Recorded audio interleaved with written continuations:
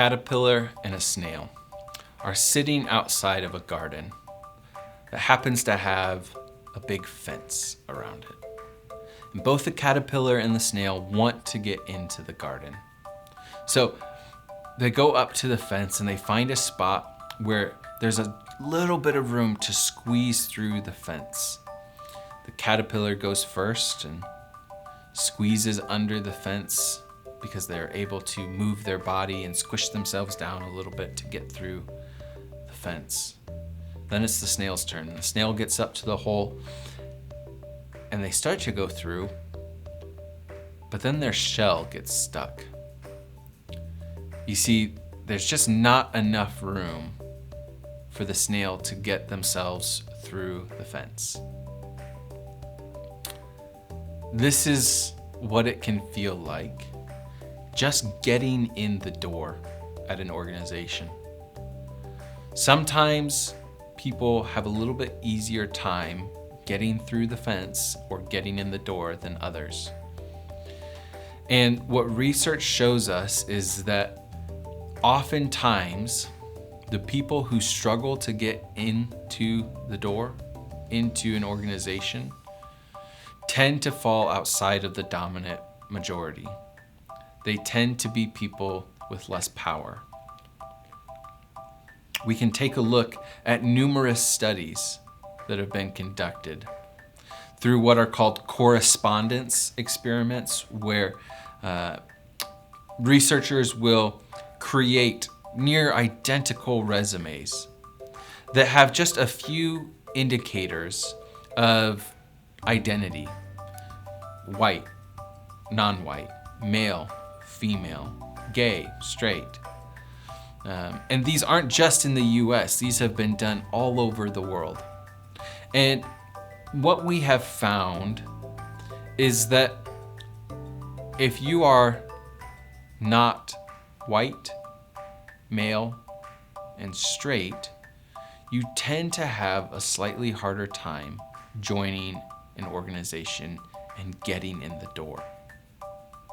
We have researchers out of Chicago and MIT who found that non-white sounding names on resumes receive 50% fewer requests for interviews, even when the resume was completely identical except for the name. There were judgments that were made about the person's ability or intelligence, or maybe they weren't even as explicit in what the judgments were. But 50% fewer interview requests for a name?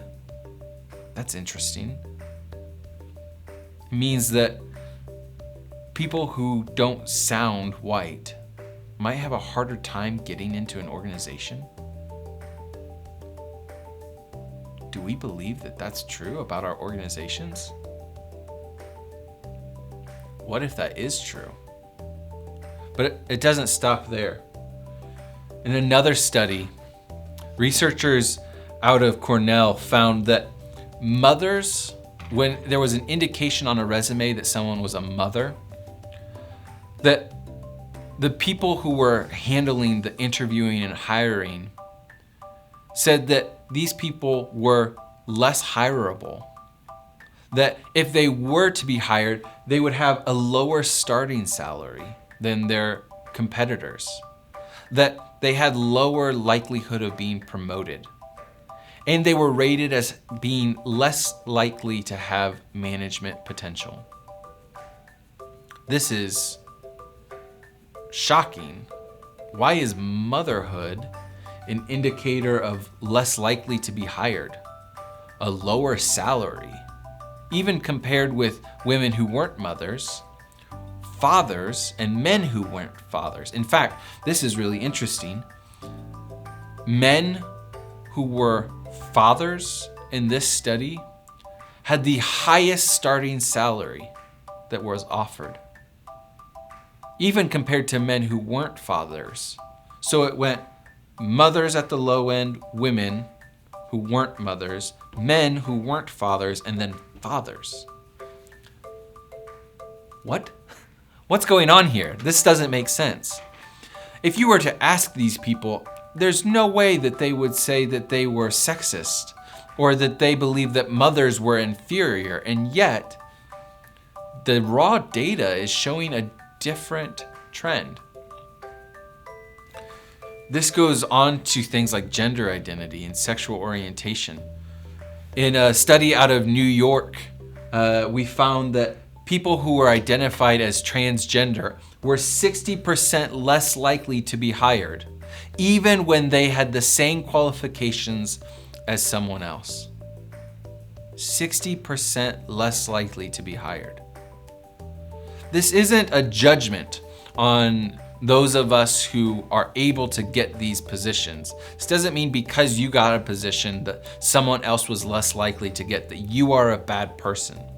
What it does mean, though, when we find people with same-sex attraction get 30% fewer callbacks, when 60% that people who are transgender have 60% less likelihood of getting hired, that mothers are treated this unfairly, that people with non-white sounding names get 50% fewer requests for interviews, it does mean that some people are having a harder time getting in the door.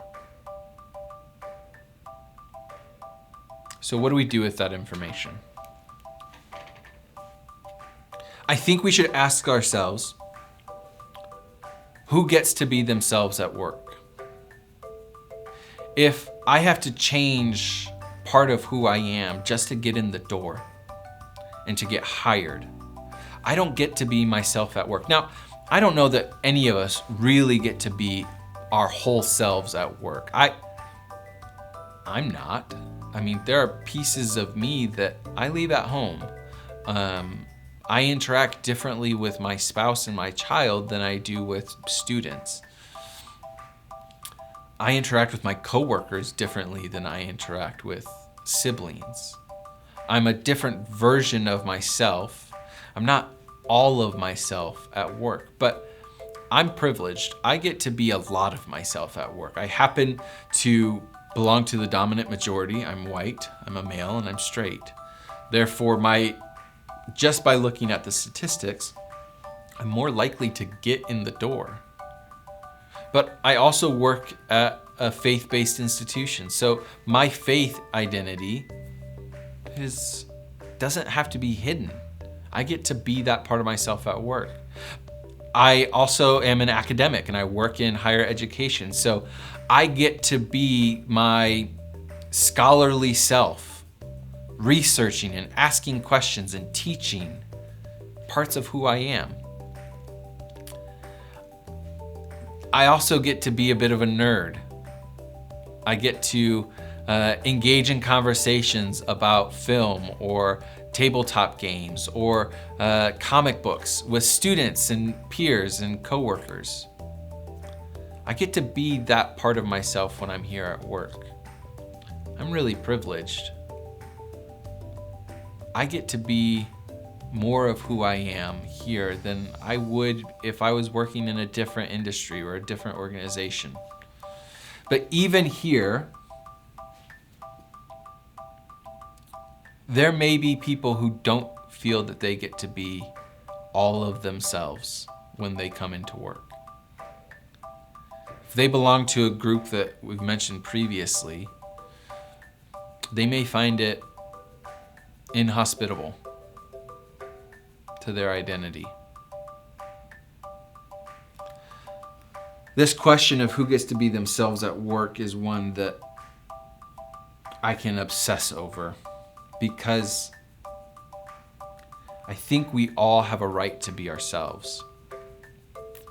And we live in a society where work isn't optional. You need to work in order to function and to be able to survive. And the reality that some people don't get to be themselves or even parts of themselves at work can be discouraging and disheartening and can lead to a sense of disillusionment with capitalism, with working, with ideals that are important in our culture. But I have to stop and ask myself what I'm responsible for. Like I said, If you belong to a group that's easier to get in the door, you're not responsible for the person who didn't get in the door. I'm not saying that you should quit your job so that someone else can have your job. That's not what I'm saying. I do think, though, that you are responsible for listening to people with different experiences than you, and not assuming because you had an easier time that everyone has that same time. Everyone has it as easy. Understand that you may come from a cultural perspective that these other narratives don't fit with. It's not what you grew up with. Maybe you came from a community where this wasn't happening. I'm so happy for you, genuinely. But don't assume that because somebody else's experience doesn't align with what you have experienced, that there's something off, or there's a hidden agenda, or that there's some dishonesty going on. Listen well to people around you. And when you find yourself in a position to change the norms in your organization about who gets in the door, I hope you stop and think. Hope you listen. Hope you act.